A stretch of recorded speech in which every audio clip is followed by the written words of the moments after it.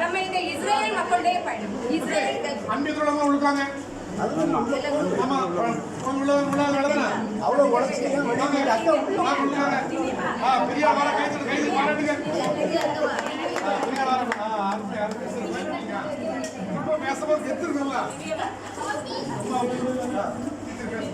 Israel மக்களுடைய பயணத்தை பற்றி தான் பார்க்க போறோம்.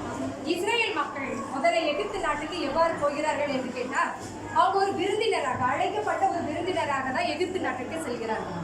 அங்கு வந்து எகிப்தியர்கள் வந்து இஸ்ரேலர்களுடைய பெருமையும் அவர்களுடைய சிறப்பம்சங்களையும் முதல்ல கண்டு ஆச்சரியமா அவங்க கூட நல்ல நெருங்கி பழக இந்த இஸ்ரேல் மக்களுடைய இனம் பெருகி கொண்டே இருக்கிறது. இந்த இஸ்ரேல் மக்களுடைய இனம் பெருக இந்த எகிப்தியர்கள் அங்க அப்பொழுதுதான் புதிதாக மன்னனாக பார்வோன் வருகிறான்.